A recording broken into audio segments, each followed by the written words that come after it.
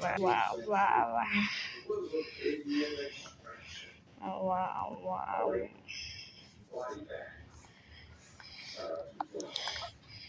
Um,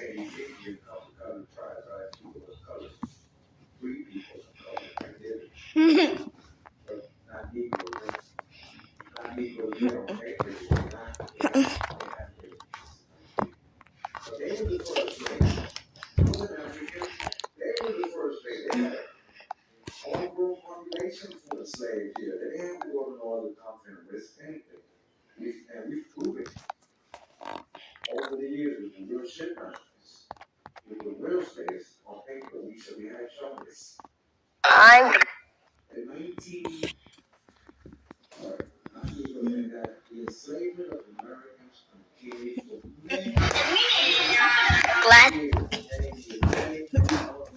so bold.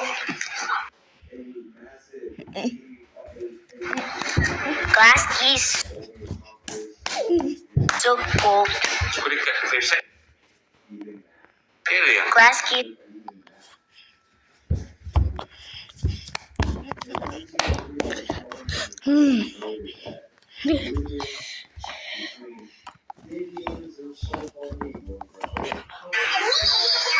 Glass key so bold. Glass key so bold. Glass key so.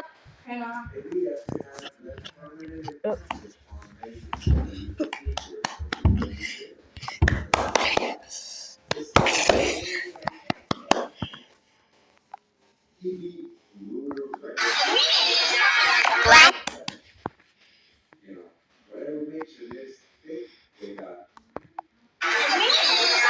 Glass.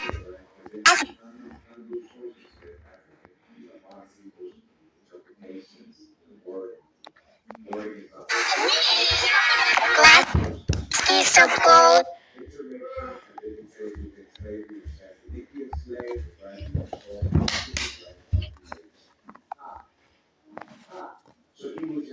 Is this a picture? Take a picture. Glass key so bold.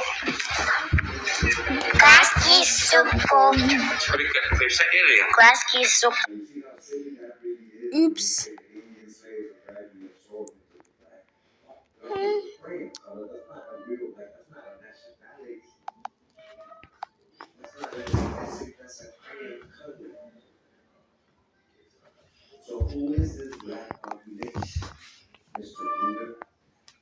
Chico Bass.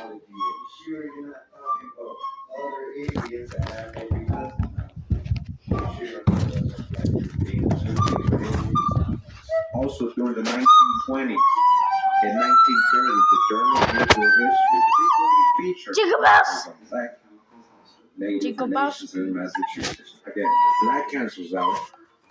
That's a crayon color, native, right? So you're talking about people of Chico color, Bass. native? They're all people of color up here in Langley.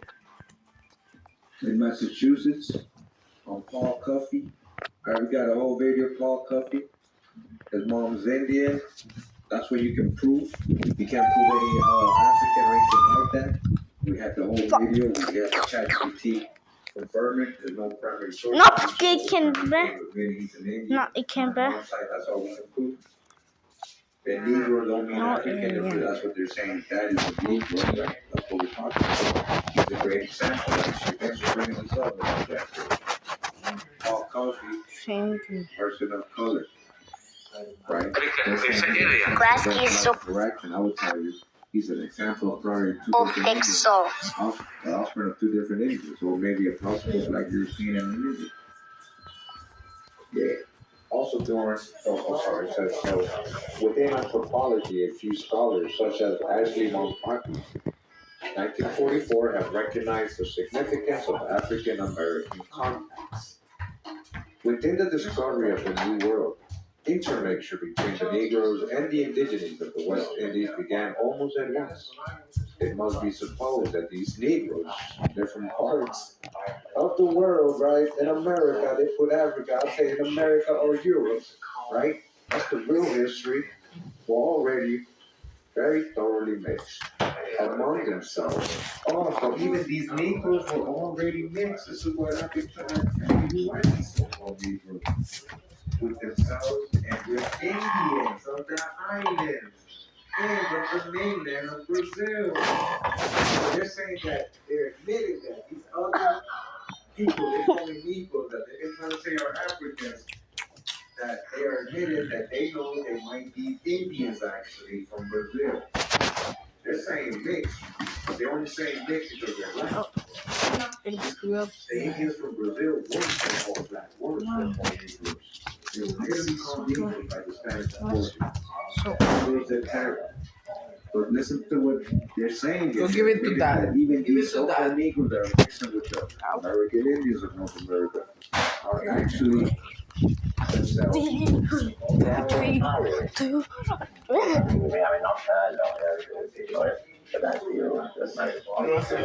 Just admitted it, and that's from the source, right? 1944, asking on Cosby, then later she did some research. She found out a lot of them were actually Indians. She's saying race because they're black, but she found out they were Indians. Maybe the Negroes you wanted to open it. First in the West Indies. Who is these Negroes? Mix it with the Indians. All right. They're admitting though that these Indians that they're transporting up to North America are already Indians too. You see, it is significant that Montagu recognized that many of the slaves coming not directly from Africa. Listen, not directly from Africa, but from the Caribbean. The Caribbean might have had American ancestry. Yeah, they were Indians. You see, they were Indians, guys. They admitted this. Thus, it made me seem that there's much mixture between different varieties of Negroes. Different Negroes, right? No. Again, that could include like right? But also complete mixture with the indigenous Indians, but also what? Also, Indians, literally Indians, just Indians, complete Indians. These Negroes, complete Indians. The indigenous Indians. But the indigenous, and sometimes with Indians who were not indigenous to these islands. Ooh. There were not indigenous Indians that are not indigenous to, what does that mean? It was other Indians that are not from these places?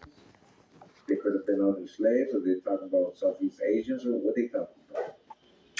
Interesting, right? So Montagu also recognized that once the people that they calling black, right, or Negroes had reached North America, they were supposedly mixed with Americans, right?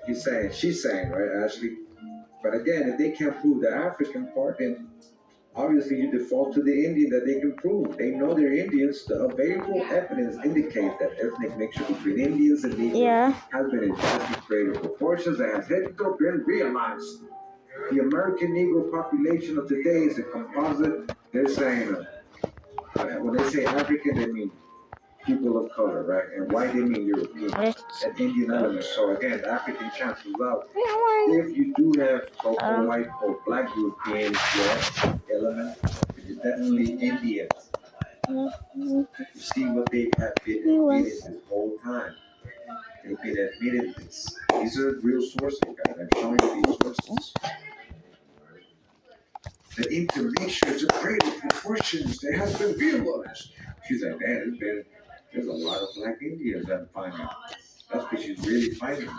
She's trying to explain it away by saying African white and Indian element.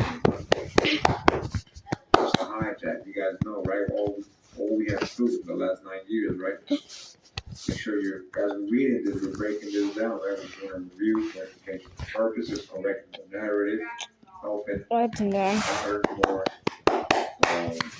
informed way of interpreting what we are learning. The great job Mr. Jack Ford did back in his time for writing this, but you know, we have learned a lot more since then. And it is due to people like Jack Ford and others who have brought out information like this. You know, what else are we supposed to do with information? We're not supposed to just stay stagnant and just believe everything that's in the book and just like it's a story and not follow up on it and not keep learning, right? We can't keep learning. That's what it was for. You will help us realize certain things and realize more things, right? So continue to unfortunately. However, the prevailing trend of more recent years has been similar to what happened to Alex Haley's Roots. What happened with Mr. Alex Haley's Roots? Fictional story. What happened? He says, when it fell prey to the television script writers, Haley's book notes that the family absorbed Indian ancestry in the Carolinas, but this element was eliminated for television viewing. Alright, so I don't think Mr. Jack Forbes knew that in the 70s, Alex Haley got sued for plagiarizing a fictional book called The African, where she got all his idea for roots from. Okay, that's pretty gross. You gotta watch out for bogus fees and that's pretty. Charges. Oh. Not with your natural guest. Oh. Guess so. Guess so. The difference is good. And this one. New from Einstein Bros Bagels. The $8 breakfast. Yeah. Build your own egg sandwich on a fresh baked bagel and pair it with a large hot or iced hot. It's not a factual, it's not an autobiography of his family, it's a fake story he said was related to him. He made that up. Alright? But listen to what Jack Forbes is saying. There is evidence of Alex Haley's Indian ancestry in the Carolinas. This is not a story. Even that was taken out. He took that out. Imagine. Why would Alex Haley take that out? If he's all about remembering his roots, why would he eliminate his Indian ancestry and make himself just African? I want a classic, please. And then the whole story based classic, on which audio that he got sued for plagiarizing. Just wanted to make that clear. There are exceptions to the above, classic, including Jay Leach, right, Jr., The Only Land They Know, The Tragic Story of Americans of the Woods, 1981. You know, these are books I have actually, guys. I found almost all these books. I'm planning to read all of them with you. And Creeks and Seminoles, 1986. Which audio also and Daniel F. Littlefield, Studies of Africans and Seminoles, got that one as well, 1977. The Cherokee Freedmen, 1978. Africans and Creeks, 1979. The Chickasaw Freedmen, 1984. Right, so we got guys that hide there with some of these titles that we're trying to interpret in modern time. Remember, these are books from the 1970s to 80s. These are modern books. They're just trying to make no, off I do. Also ready. Slave, or that is considered personal covenant records in Africa in modern. Considerable controversy has developed at times among white writers as to verse C is apparently not found among Afro-Americans, many of whom have told this writer of their Indian ancestry, so-called Afro-Americans telling the black boy, hey man, I'm an Indian, man. Others related the same thing to Melville, Herskovitz, Marcus Maynard, and other researchers some years ago. Yeah. Okay?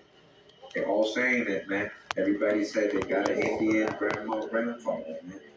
One of the basic problems is to actually go back to the empirical evidence, the historical record, to document the extent of African American interaction and mixture. To do this, however, one must begin by clarifying the meaning of racial terms as used by early sources. The primary purpose here is to clarify the use of glass is so full in the British North American Which audio is what's extra audio the kind where the other audio is close. Again, guys, remember, that's all the hijacks. We pull out the babies, all this supposed separating of people of color with Indians, that's a big hijack. Just keep reminding you of that, right? Yes. So if any mixture they're talking about, it would be American Indian, Black Europeans, or European, in general, with Indians. As elsewhere, I will use the term American for Indians in the colonial era, right? And then he says, an African rather than Negro. See how he's turning Negro into African? This is a big revelation. This is what I'm trying to tell you. These modern authors, they rather say African than Negro. When literally this whole chapter is crazy because it's kind of contradicts himself. Because he's trying to teach that people have been reclassified to Negro. He literally called people of color and just saying, oh, they literally read a whole chapter and they ended up being called Negroes, right? He's the one that told us about the Portuguese, Negroes of the Sahara, blacks in the land, right? No. But at the same time, he'd rather change the word Negro to African. So that's why we got to be ready. When he's saying African, we didn't say Negro, right? We say people of color. So he's saying sub-Saharan. What's sub-Saharan? Explicit definitions of the term. English writers began using the term mulatto, or mulatto in the 1590s. The term was borrowed from Spanish and usually referred to persons met within the Caribbean or South America. Huh? So nowhere else in the world, but mostly in the Caribbean, South America. Early Spanish definition of the term make it highly probable, indeed virtually certain, that such persons were usually, see how they're saying, not Negro, Indian, right? So again, Indians were Negroes, so that all cancels out. Who are you talking about? We need to have a real context. We need to see the sources. The person you're talking about, we need to know his ancestry. He just talked about color. Yeah, Indians were color figures being Indian. So John Mishu, in the story of the dictionary, has already noted that the life in 15 and 1617 and later the child of Maui or Black Moor. So what is a mulatto? The son of a Black Moor and one from another nation. So Black Moor and it could be an Indian, another nation, right? It could be a Black Irish, another nation, right? Black Moor from the Grand Spaniard, different than Irish, right? See? Does that make sense in modern terms? Today, white, European, mixing with well, right here, letting you know that 1500, 1600. Make your place, Doña. That's what I did. Ay! Good, that's a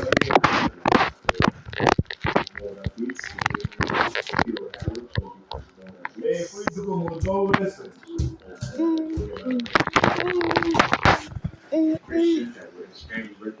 Okay, what's this? Oh, okay. Okay, there it is. A backpack with this guy.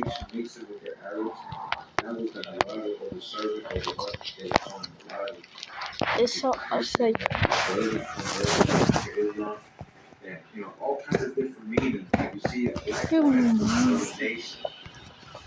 So real quick, guys.